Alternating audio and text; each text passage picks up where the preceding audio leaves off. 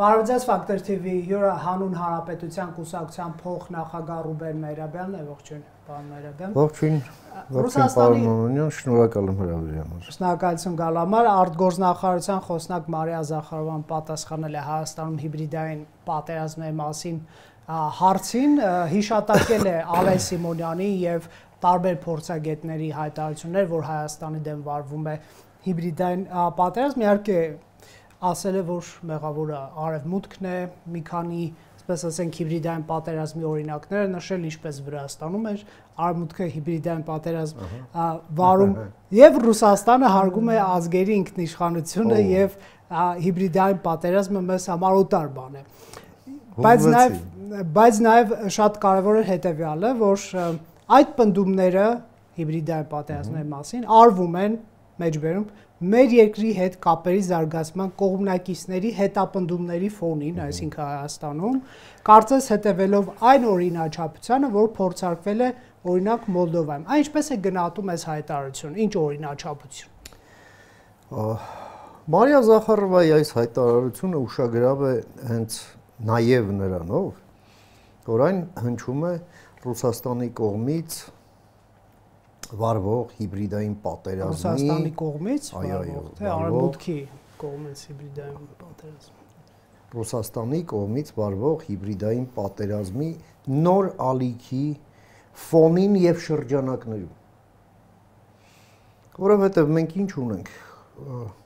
Նախ արտգործնախարարությունը Ռուսաստանի դեռ նոյեմբերի 9-ը չբոլորած մի տարօրինակ եւ ցինիկ հայտարարությամբ հանդես եկավ նոյեմբերի 9-ին ընդառաջ Ռուսաստանի բացառիկ դերի, Ռուսաստանի պատրաստակամության, չգիտեմ ինչերի մասին։ Դրան ինչ հետևեցին։ Դրան հետևեցին Սերժ Սարգսյանի 6 ժամանոց այդ 6 ժամ 58 թե 50 րոպե։ Լավ։ 7 ժամանոց այդ հարցազրույցը, զրույցը, մենախոսությունը, ստենդափը նստած։ Դրան էլ հետևեց Ռոբերտ Քոչարյանի հայտարարությունը, այդ շրջանակներում տեղավորվեց Նարեկ Կարապետյանի հայտնի հարցազրույցը արդեն օվկիանոսից այն կողմ մի տարօրինակ պերսոնաժի մոտ։ Եվ դրանց էլ գումարվեց Բայրամովը։ Ես դա դնում եմ ցենց ստորակետով նույն շարքի մեջ, որովհետև այդ բոլորի տեքստերը հետապնդում են մեկ նպատակ։ Վարկաբեկել Հայաստանի Հանրապետությունը, Հայաստանի իշխանությանը դնել հնարավորինս վատ դիրքերում եւ երրորդը ինֆորմացիոն ֆոն ստեղծել Հայաստանը վերադարձնելու Ռուսաստանի տակ եւ ահա գալիս է Մարիա Զախարովան եւ միանում այդ երկչախմբին կամ առանձին մեներքիչներին մենակատարներին ինչ վերաբերվում է հիբրիդային պատերազմին, դա մի քիչ չարչարկված բառ է դարձել։ Ես առաջարկում եմ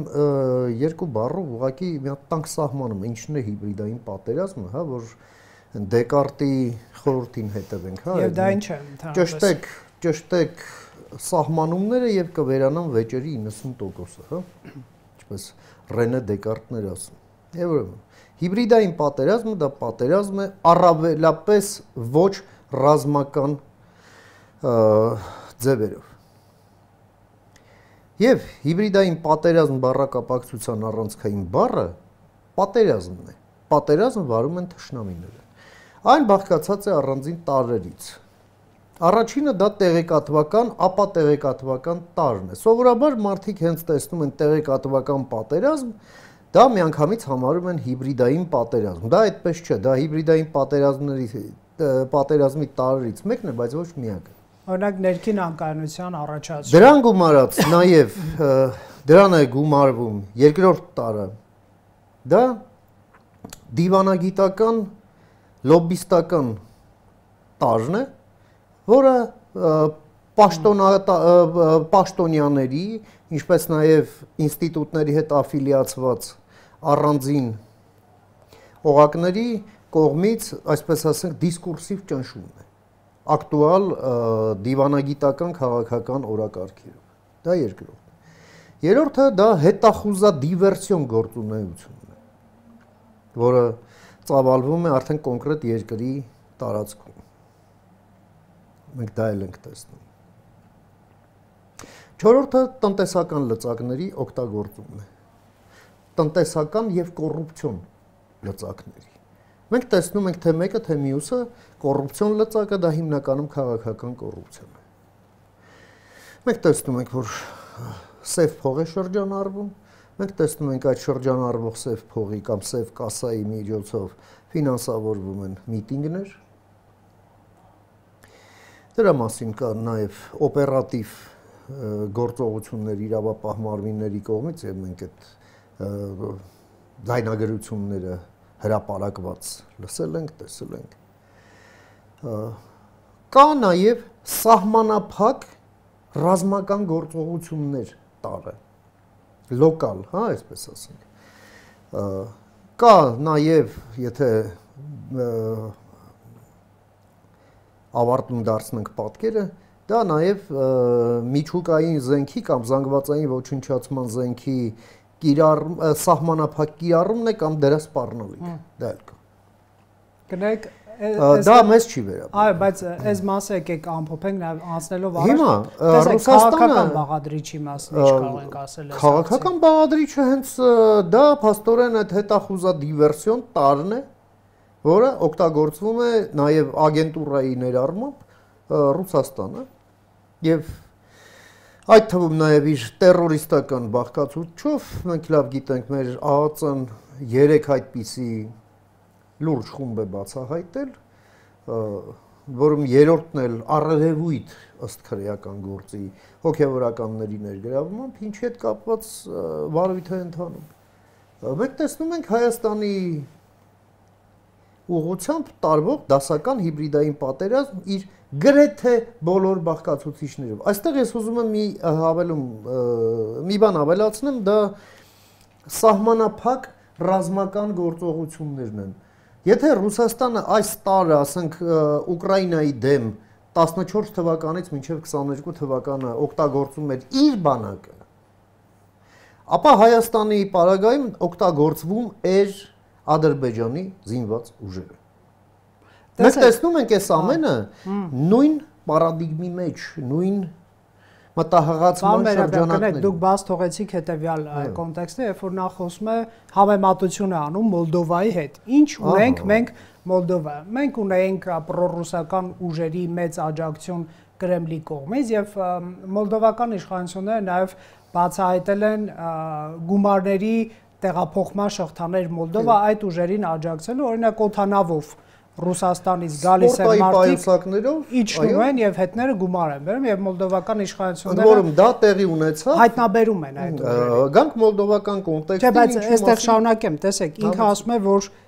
մեր երկրի հետ հարաբերությունների զարգացման կողմնակիցները հետապնդվում են։ Օրինակ Հայաստանում կա այդպիսի մի գործիչ, որը քրեական հետապնդման է ենթարկվում, Վարդան Ղուկասյանը, որը խոսել է Վարդան Նիկոլաևիչ միութենական պետություն մտնելու մասին եւ ովքեր իր հետ համաձայն չեն եւ այլն, ես չեմ ուզում այդ կիսահայհոյանքը այստեղ հնչեցնել, բոլորը գիտեն։ Հիմա ինչպես հասկանանք, այ մեր հերոստադիտողը ինչպես տարբերակի, սա քաղաքական հետապնդում է, թե հիբրիդային պատերազմի դեմ պայքար, չէ՞ որ մարդը մեկ այ դուք ուզում եք Եվրամիություն մտնել, այս մարդը միութենական պետություն, ո՞րն է ձեր տարբերությունը։ Ուրեմն, եթե դուք ինչու ձեզ չեն կալանավորում։ Ինչու ինչ չեն կալանավորում, որովհետև հնարավոր չի աթոռը համեմատել էլեկտրական աթոռի հետ։ Չնայած խոսքը գնում է, թվում է թե աթոռների մասին, բայց խոսքը տարբեր բաների մասին, դա մեկ։ Երկրորդը Վարդան Նիկոլաևիչը, որի համար մռմռում էր ձեր կողմից մեջ բերված Մարիա Զախարովան, այդ ամենի մասին սկսեց ակտիվորեն խոսել, երբ արդեն իր գույքի հետ կապված վարույթեր ընթանում, իսկ հետո էլ արդեն ի հայտ եկան քաղաքական քրեական գործեր։ Ղուրբաները լնում 102-րդ բազային եւ այլն։ Մենք այդ ամենը լավ հիշում ենք։ Հիմա այնպես է ստացվել, որ Ռուսաստանն իր նպատակները առաջ տանելու համար այլ հենակետ մեր երկրում չի գտնում, քան քրեական թերմացքն է, քան ցածր սոցիալական պատասխանատվությամբ մարգինալ տարրերը, վարձկան դառնալու հետ կապված որևէ խնդրեմ չունեցող շրջանակները եւ այդպիսիների վրա էլ հենվում է։ Ռուսաստանը եւս երբ շրջանառում է Մոլդովայի ոնց որ Մոլդովային ես շուտ Ռուսաստանի հետ բարեկամության կողմնակիցներ ես այստեղ տեսնում եմ լրացուցիչ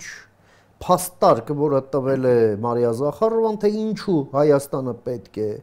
Մոլդովայի օրինակը մաքսիմալ չափով վերցնի եւ ադապտացված հայկական իրականության վրա իրականացնի, որովհետեւ Մոլդովան դա մի բաց դասագիրք է, թե ինչպես պայքարել ռուսական ժանտախտի դեմ։ Մարիա Զախարովան կասկածողների մոտ նույնիսկ կասկածը հանեց, թե ինչու դա պետք է արվի։ Եվ ես գոնե ոչինչ չեմ խնայի, մեր կուսակցությունն էլ ոչինչ չի խնայի, որպեսզի դա հենց այդպես էլ տեղի ունենա, սա ես ձեզ ասում եմ հենց ամենայն պատասխանատու։ Կնայդ պարոն Մերաբյան, դուք կիսատություն ամեն դեպքում իշխանության գործողությունը կամ, չգիտեմ, աննորոշություն չեք տեսնում, ի՞նչ նկատի ունեմ։ Մենք տեսնում ենք սիստեմ։ Հիմա չէ, բայց ես հարց տամ նոր, էլի, ես հասկացա, որ գայթակղությունը մեծ է, այնպես։ Տեսեք, վարչապետը Աժամբյոնից մեղադրում է կաթողիկոսի եղբորը KGB-ի ագենտ լինելու մեջ, բայց նույն վարչապետը, ասենք, լյուստրացիայի որևէ ձեռնակ չի անում։ Այսինքն, ըստ նրա Հայաստանը մուտք գործել դուրս եկել KGB-ի ագենտ, իրենք դա իբացել է եւ որևէ բան չեն արել։ Բայց եթե նաեւ հետևենք միջազգային տարբեր այսպես հետաքննություններ, Հայաստանի պետական մարմիններում կա ռուսական մեծ ազդեցություն, գործակալական ցանցեր եւ այլն, բայց Հայաստանի իշխանությունը մեկ գոնե տեղյակ չենք, որ այդպիսի ցանց է հայտնաբերվել, հա, Ուկրաինայում օրինակ ինչ տեղ ունեցավ, երբ որ պատերազմը սկսվեց, այդ ցանցը պետության դեմ դուրս եկավ, դատախազներ, դատավորներ, տարբեր շրջանների քաղաքների ղեկավարներ, զինվորականներ, ԱԱՑ-ականներ եւ այլն, հա, եւ դրանք չեզոքացվեցին։ Փաշինյանը սպասում է Հայաստանի հետ ինչ որ կիսաքաոսային անկայուն իրավիճակ լինի, որ այդ ժամանակ այդ ցանցի հետ առնչվեն։ Թե չկա այդ ցանցը, սա ուղղակի, այսպես ասենք, պարզ շահարկում է Ռուսաստանի դեմ հերյուրանք։ Ցանցը միանշանակ կա, ցանցի, այսպես ասենք, հիմնական հանգույցներն էլ իրենց լյուստրացիա են արել եւ չեն էլ թաքցնում, որ դա իրենք են եւ իրենք այդպիսինն են եւ Իսկ այդ գործընթացի բացակայությունը ո՞նց հասկանում։ Պետությունը պետք է կարողություն ձեռք բերի այդ գործընթացը ձեր ասած եւ մեր բոլորի կողմից սպասված գործընթացը ի վերջո մեկնարկ տրվի իսկ դրա համար պետությունը պետք է նաեւ նման խնդիր դնի նոր են ոնց որ թե խնդիրը սկսել ձևակերպել ու ինչ որ քայլերի մասին մտածել, կա տեղեկատվություն այն մասին, որ Մոլդովայի հետ շատ ցերտ կոնտակտ կա, այդ թվում նաև միջգերատեսչական։ Ընդ որում ինչպես նաև Եվրանեստի համանախագահ Լագուդինսկին Երևանում իր ասուլիսում ասաց, որ Եվրամիությունն ինքն է նաև այդ կոնտակտները, այսպես ասենք, աշխատացնում եւ իր փորձն է նաև տրամադրում Հայաստանին այս հիբրիդային վտանգներին դիմագրավելու համար։ Ինչի համար են վարում հիբրիդային պատերազմ, որպեսզի առանց ռազմական գործողությունների քո պետության, քո հասարակության կամքը բեկեն համապատասխան այդ հիբրիդային պատերազմ վարող երկրի շահերի։ Սա է անում Ռուսաստանը։ Այսինքն Ռուսաստանի համար ընդունելի միջին վիճակագրական հայը եւ հայուհին, դա ասենք պատկերավոր ասած ֆիլոսոկրատն է, հա, կամ եզրասը, կամ մարգոն։ Այդ դա է Ռուսաստանի իդեալական պատկերացրած Հայաստանը։ մարգոներից, եզրասներից բաղկացած հայ ժողովուրդը եւ գուբերնիա Հայաստանը, որտեղ կգան մեկ-մեկ ծիրան ուտելու, խորոված ուտելու, էկզոտիկ պարեր ունկնդրելու Կնեք, բայց Փաշինյանը տրորել է Ռուսաստանի ոդկը, որ նրան հեռացնելու խնդիր։ Փաշինյանը մի հանցանք է գործել եւ այդ հանցանքը կայանում է մի բանում, որ նա չի համաձայնվել դառնալ այդպիսին։ Ինչպիսին։ Ես ասացի ինչպիսին։ Այն ինչպիսին Ռուսաստանը պատկերացնում է, որ պետք է լինի Հայաստան։ Այդ Փաշինյանի հանցանքը դա է եւ Ռուսաստանի համար դա աններելի հանցանք է եւ Ռուսաստանը հենց առաջին օրվանից էլ փորձում է պատժել Հայաստանին, Հայաստանի ժողովրդի կողմից ընտրված ղեկավարությանը, հայ ժողովրդին, այսպիսի կեցվածքի համար։ Եվ դա անում են նաև տեսնում եք մարգոները, ֆիլոսները եւ այլ փալասներ, որոնք որևէ ազգային արժանապատվություն այլևս չունեն։ Պետությունն իրենց համար դա մի դատարկ բան է, իրանց համար կա միայն մեկ պետություն, այդ պետությունը Ռուսաստանն է, վերջ։ Եվ ցավոք սրտի նաև հոգևորականության մեջ էլ կա այդպիսի պատկերացում, որոշ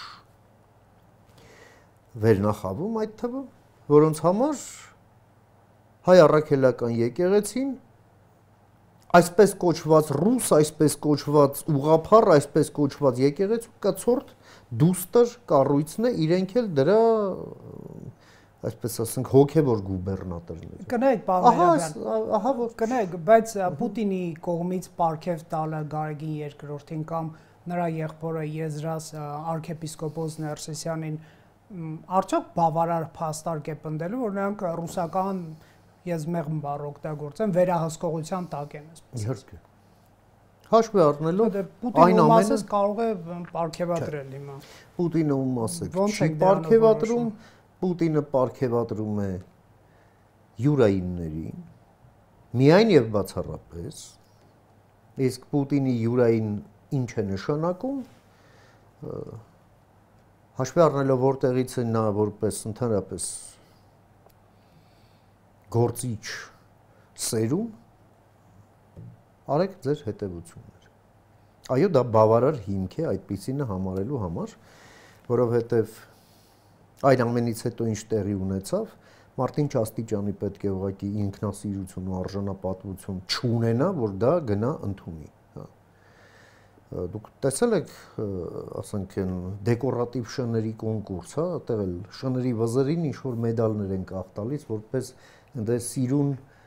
բուրդ ունենալու համար կամ ինչ որ լավն են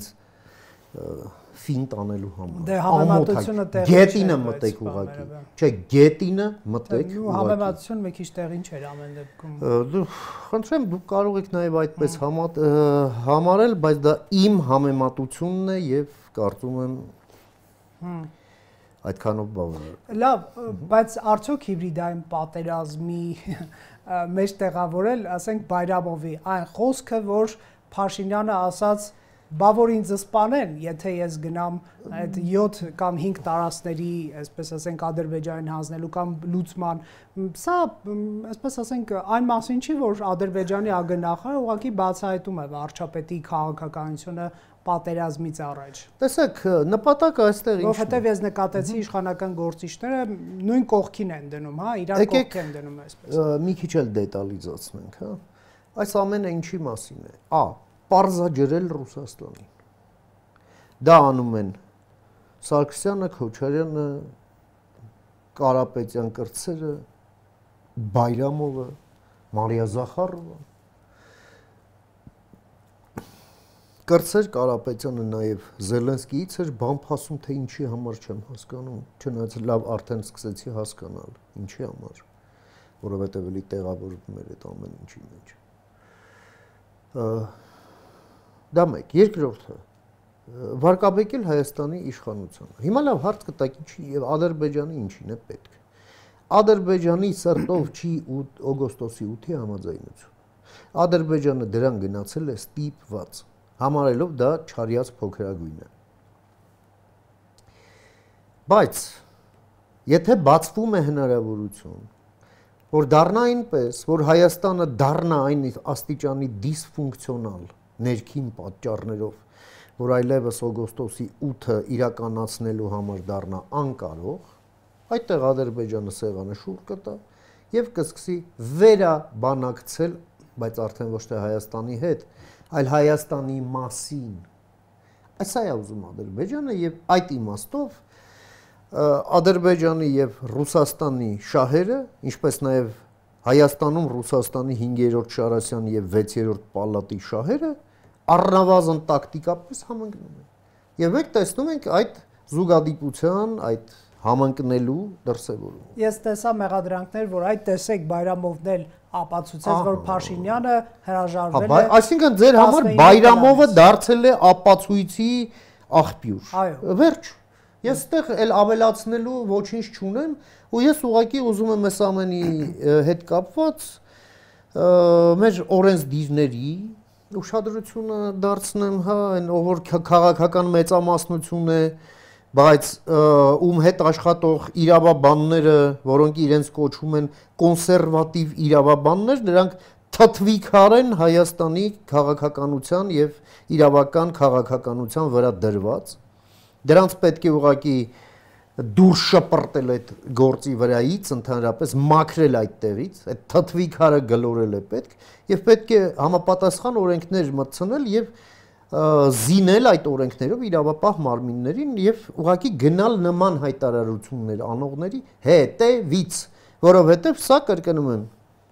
սա թշնամական գործողություն է Հայաստանի ներսում, սա իշխանության, օպոզիցիայի մասին չի, սա պետության մասին է եւ պետության լինելու կամ չլինելու մասին է։ Իրավաբան է եղել նաեւ Էդգար Հուվերը,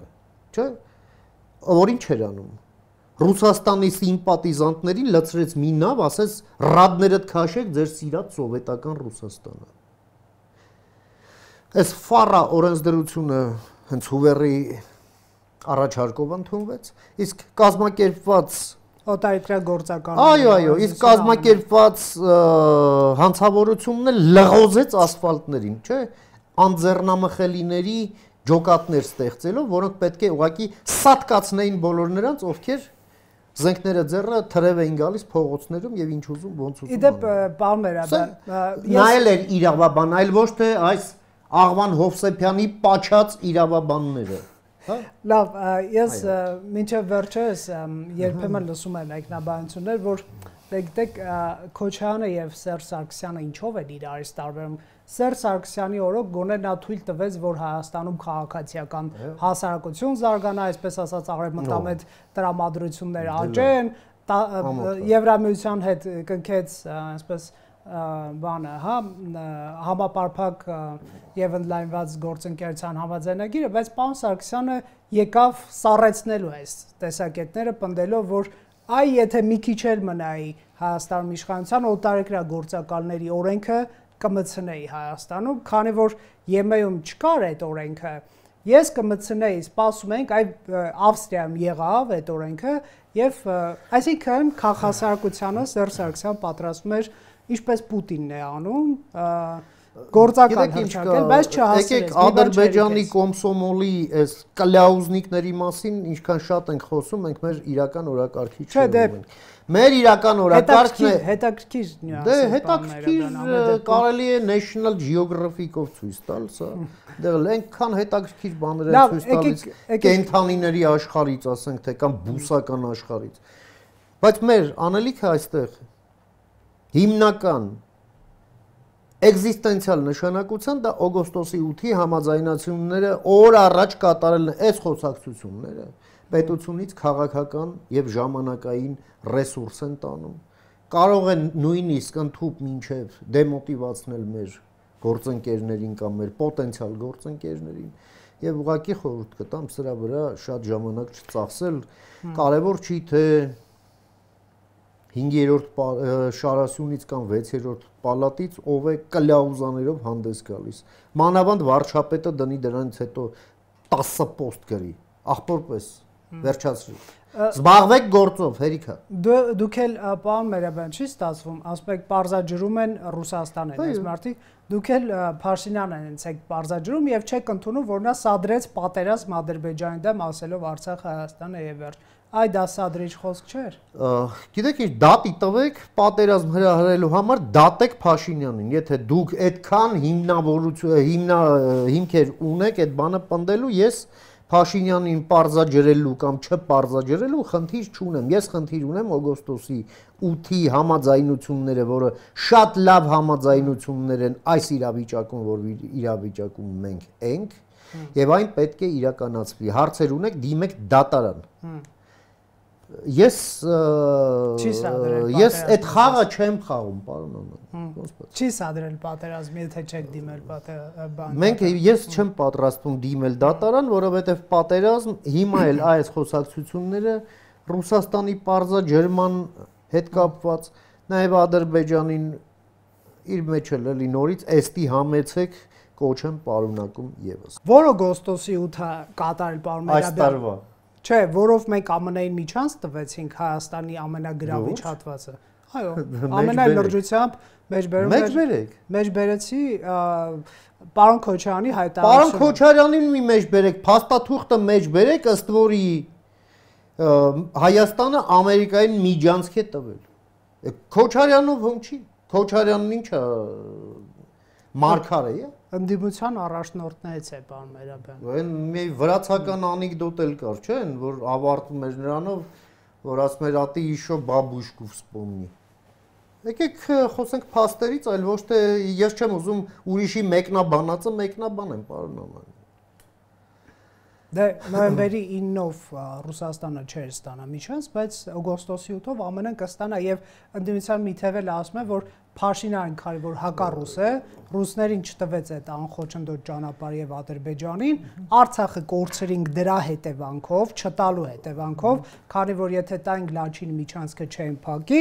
հետեւաբար հիմա ԱՄՆ-ին է տալիս նույն անխոչնդոտ ճանապարհը։ Հայաստանում կան հոգեբուժական էքսպերտիզայով զբաղվող համապատասխան պետական ուղղակներ, դիմեք նրանց, թող այդ տեքստերի վերլուծություն անեն եւ ձեզ տան դիագնոզը։ Սա որովհետև քաղաքական վերլուծության ենթակա չի ուղղակիորեն, որովհետև կա բաց հասանելիությամբ փաստաթղթեր, որտեղ գրված է միանգամայն ուրիշ բան եւ կապ չունի ձերս մի գլուխ բերված այս հարցադրումների կամ պնդումների հետ։ Սրա մասին է խոսքը։ Ես չգիտեմ, սրանից ավելի ինչ ասեմ կամ ինչու ասեմ։ Ափսոս է մեր եթերային ժամանակը, ասենք անիմաստ հարցեր քննարկելու։ Իսկ ինչ վտանգ եք տեսնում օգոստոսի 8-ի չկատարման։ Մի վտանգ տեսնում եմ։ Օգոստոսի 8-ի հետ կապված կա մի վտանգ, դա այն է, որ այդ օգոստոսի 8-ը հանգարց մեր անգործության պատճառով չմնա թղթի վրա։ Այդտեղ ես տեսնում եմ վտանգը եւ չեմ համարում, որ այդ վտանգը լիկվիդացված է։ Երբ կստեղծվի հայ-ամերիկյան կոնսորցիումը, երբ տեղի կունենա տենդեր եւ կմեկնարկեն աշխատանքները, տեխնիկան կուտակվի այնտեղ, ես նոր կհամարեմ, որ այդ վտանգն անցել է թրիփի մասով։ Երկրորդը ես ինչ եմ տեսնում վտանգ, դա ես տեսնում եմ այն, որ Ռուսաստանն իր հիբրիդային պատերազմի շրջանակներում որոշ գործողություններով փորձի խափանարար գործունեությամբ վիժեցնել այս գործընթացը եւ հանկարծ մեր պետական համակարգը միտեղ վրիպի եւ Ռուսաստանի կողմից մենք հարված բաց թողենք կոպիտ ասած։ Դա կարող է լինել ընդհուպ մինչև տերորիստական ակտ։ Ես տեսնում եմ այդ վտանգը։ Ես տեսնում եմ այստեղ այս ատելության կամպանիայի տրամաբանության մեջ նման մոլերանտ անուղեղների բուծման մի զուգահեռ process, այնպես ինչպես Նայիրի Հունանյանի պարագայում էին որոշ ստահակներ սրում, այսպես ասած, նրան որ գցեն մեջտեղ եւ ուղղորդեն դեպի իրենց ուզած թիրախ։ Ես սա տեսնում եմ եւ այստեղ դրա համար եմ ասում։ Հայաստանը պետք է Մոլդովայի այդ փորձի այդ բաց դասագրքից պարզապես օգտվի եւ իր դասերն առնի, ադապտացնի Հայաստանի պայմաններում եւ կիրառի առանց խնայելու։ Ֆիրդուսին էր ասում. շահին մորթում են կամ շահն է մորթում։ Շնորհակալություն։ Եկեք այս թևավոր խոսքով ավարտենք։ Factor TV-ում հյուրընկալել ենք Ռուբեն Մերաբյանին։